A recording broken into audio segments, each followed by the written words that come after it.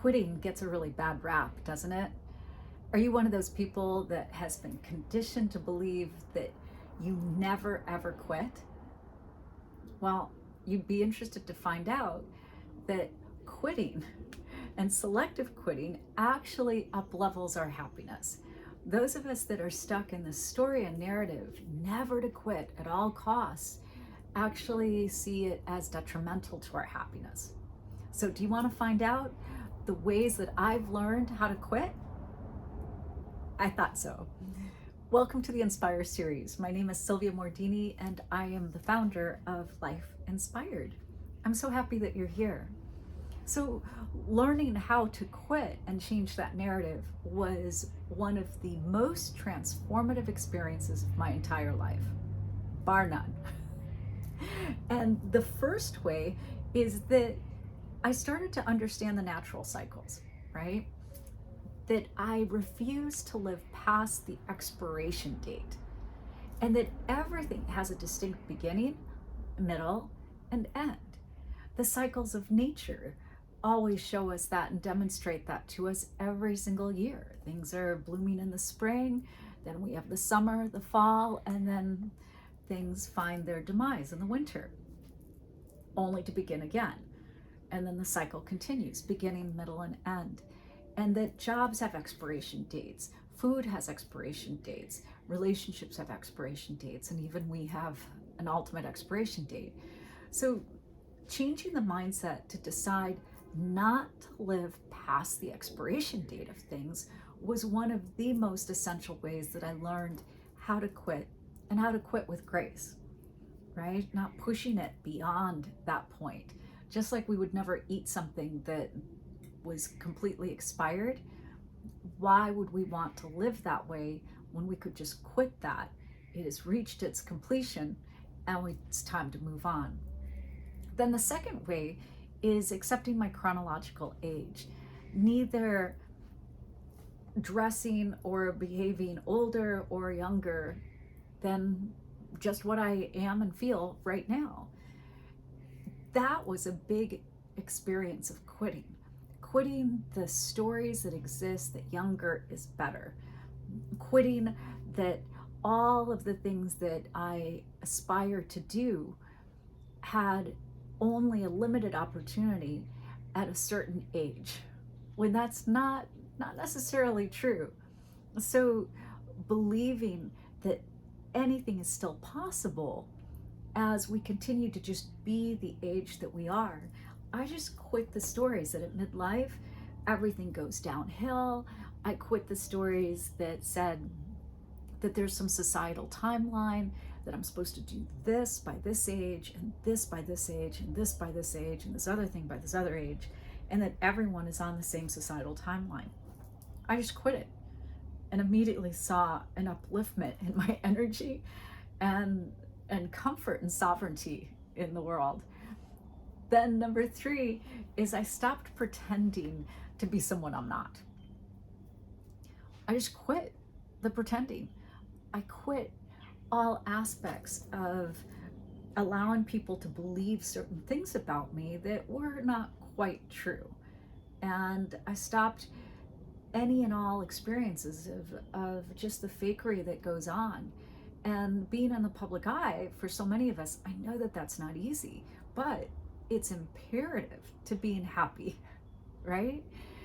The more you keep pretending, what happens is that you start to buy into your own story that is not actually you. It's just this creation of you. And the pretending is really for everybody else's benefit, to make people feel more comfortable, to receive approval from people, the people-pleasing aspects of us. So I quit pretending. I am who I am. And I understand that for some, they think that this is a paradox, that I meditate and I pray, that I am spiritual and I have religious belief, that I wear malas and I have a rosary, that I can be absolutely tuned into business meetings and everything that goes into being a successful entrepreneur, and also be very non-linear, but that I can be multiple things at the same time, and that I can have a hippie heart as well as then appear quite chic and put together in a fashionable way.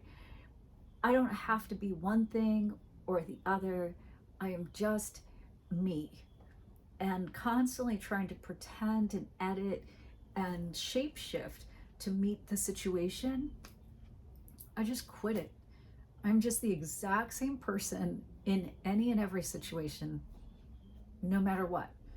And it got a whole lot easier in maintaining energy and just being consistently myself, authentic without apology. The next thing I quit was trying to belong to any group or organization that didn't want me to be a member. I have spent a lifetime trying so hard to fit in order to belong, to be accepted, to receive that invitation into that group or that organization. And it started way sooner than sorority in college, but that was one big example of everything I had to do in order to edit and fit in so that I could be invited and feel a sense of belonging and membership in that particular organization. But it's been that way over and over and over again. And maybe you've experienced this too, that you've tried so hard to receive the membership, and that even if it has come and you did receive it, the cost is too high. And the maintaining of all that is required to be able to hold on to that membership in that organization or that group. So I quit. I quit trying to belong or belonging to organizations that never really wanted me to begin with. And that was a huge relief. The next thing that I quit was I learned how to rest before I got tired. I quit over efforting and over exerting. I quit rushing. I quit all the things that go into expending way more energy than I needed to. And I started to, take on more of an athletic mindset. What's the least amount of effort required to get the greatest result in this project, in this relationship, in this situation? And I started to also recognize that when I had signs, mentally, emotionally, spiritually, physically, that I was tired, I would rest.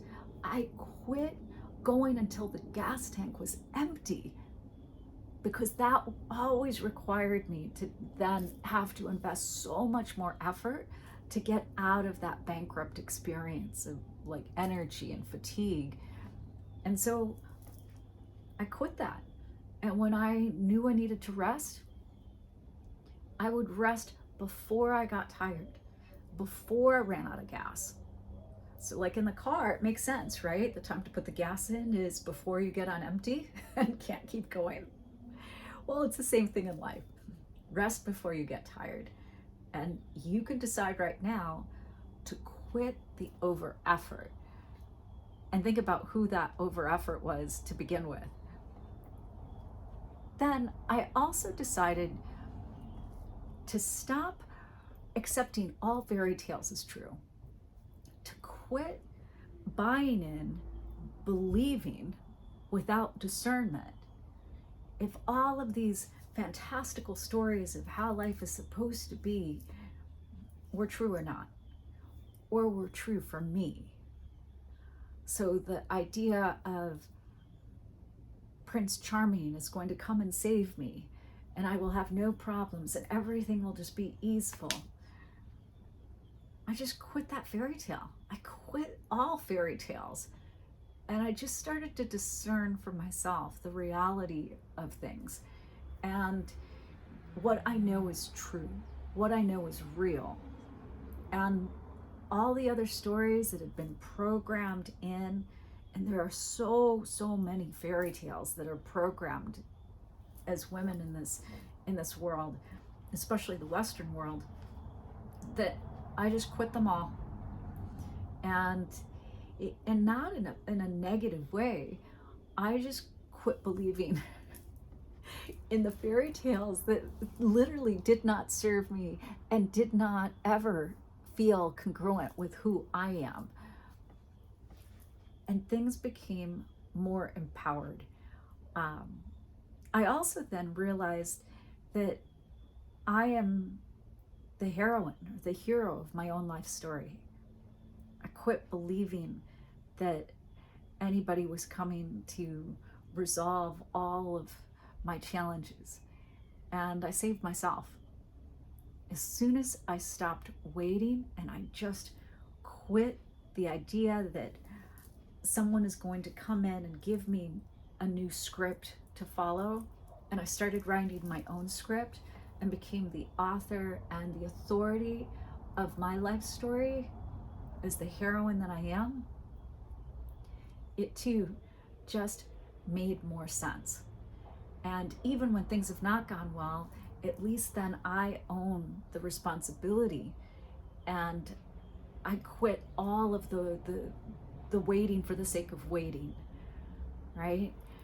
And for some things, I waited too long and buying into this, that there's some other force out there that's going to do all the saving, and or trying to play small so that other people around me would feel bigger. I just quit all of that, and I became a very sovereign being, empowered in myself. Yes, there's challenges, but at least I know that I am capable of facing those challenges as myself right now. No waiting. So those are some of the key ways that I've learned how to quit. But I'd say there's one more. I stopped stopping. I started to quit all the times that I would upper limit, self-sabotage, and stop the momentum. Stop the flow in the direction of what I most desired. Right when the miracle is going to happen, I would stop. I just stopped stopping. I quit the stopping and just kept moving forward and got to the other side through the experience. And that learning and that alone has been invaluable. I hope that this has truly inspired you to think about all the places that you could quit. And if you want some small places, here are some ideas.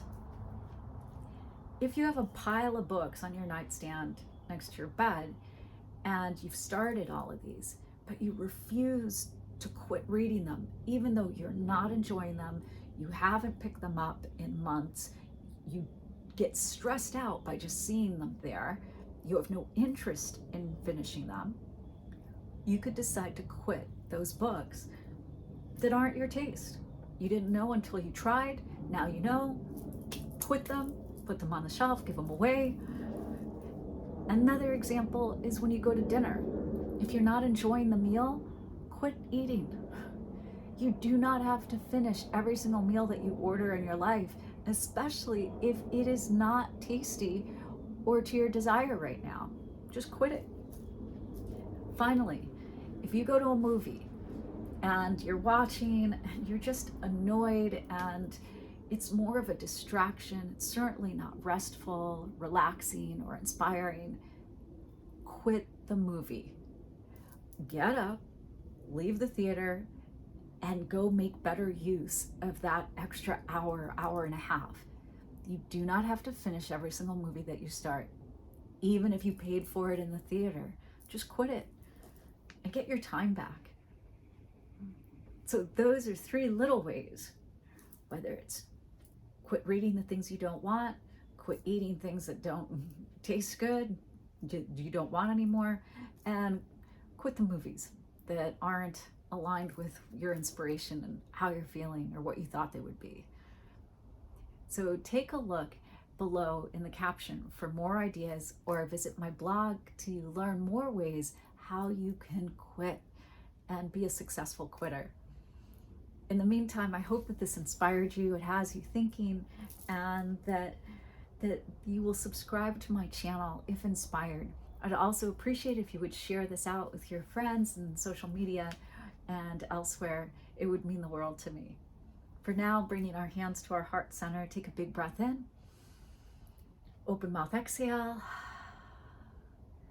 and from my heart to your heart to the heart of the universe, may you love yourself, love your day, and love your life. Peace out, everybody.